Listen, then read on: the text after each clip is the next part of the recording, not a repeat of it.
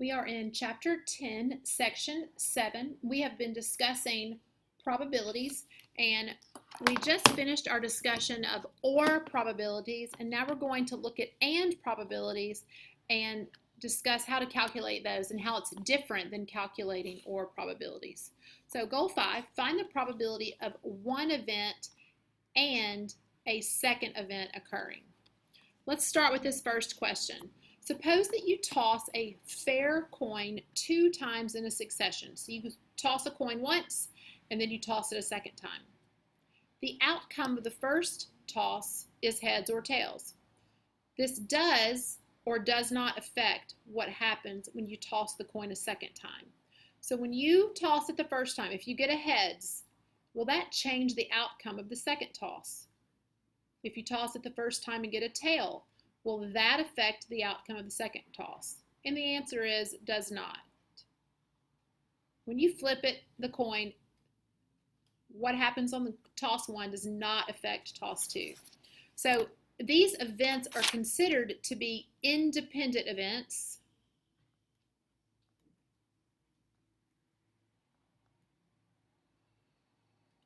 because the outcome of one event does not influence the outcome of the others. So we can say if 2 events are independent,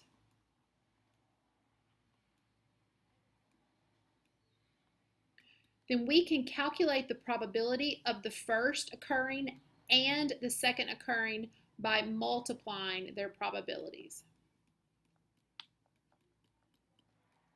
The key word here is and probabilities. So and probabilities with independent events.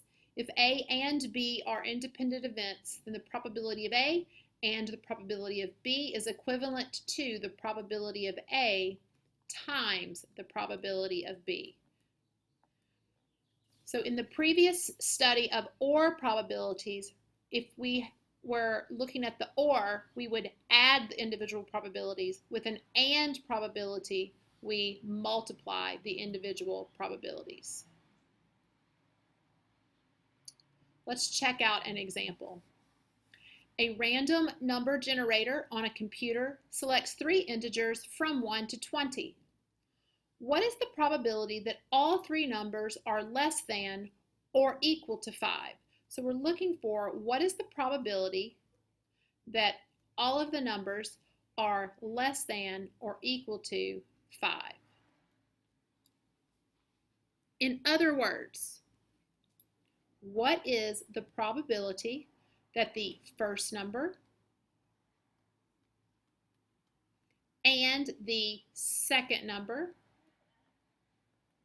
and the third number are less than or equal to 5?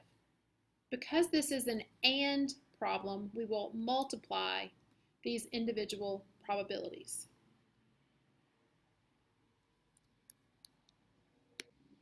So we have 20 numbers and we're looking for the probability that each one is less than or equal to 5. So how many numbers are less than or equal to 5? Well, 5 of them are. We have 20 total numbers. So the probability of the probability of selecting an integer that's less than or equal to 5 on the first number is 5 out of 20. On the second number, this is independent. The number that's selected on the first try does not affect the number on the second try. So it also has a probability of 5 out of 20. And then the third is not affected by the first 2, so it is also a probability of 5 out of 20.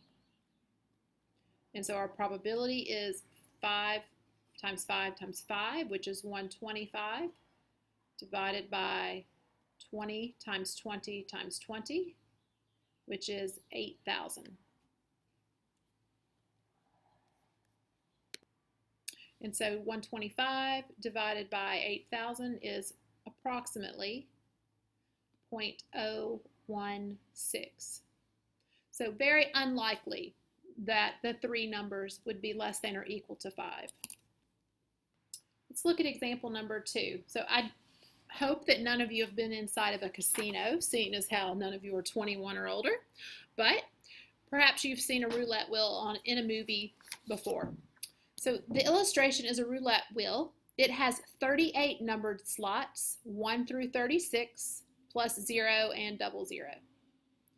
Of the 38 compartments, 18 are black, 18 are red, and 2 are green. A player has the dealer spin the wheel in a small ball in opposite directions. So this is spun, and then the ball is spun in the opposite direction, and the ball bounces around and bounces around. As the ball slows to a stop, it can land with equal probability on any one of the 38 numbered slots. So it's rolling around, and it's going to land somewhere in front of a black or a red number and inside a black or a red or a green slot. What is the probability of green coming up once and black coming up once on 2 consecutive plays of a roulette wheel? Let's first write out what we're looking for. We are looking for the probability of green and black. Does the first spin affect the second spin? And the answer to that is no. So these are independent events. Because this is an and, we know we will multiply those independent events. So we'll find the probability of a green times the probability of landing on black. So if there are 38 compartments, 2 are green. So the probability of green is 2 out of 38 times the probability of black. There again are still 38 compartments, 18 of which are black. So we have 36 divided by 38 squared. So take a moment and use your calculator to find that probability. And our probability is approximately 0.025. So again, not likely. What is the probability of green coming up on 2 consecutive plays of a roulette wheel? So we're looking for the probability of green and green. Remember, the first spin does not affect the second, so we know that these are independent. Also, because it's and, we know to multiply these. So the probability of green is still 2 out of 38 times 2 out of 38, which is 2 out of 38 squared. So let's find that.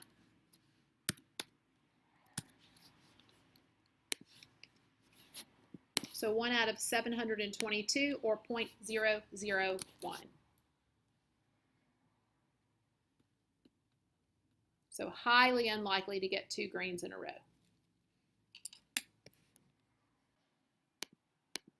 And your homework is page 1080, up 31 through 41 odd and 45 through 53 odd.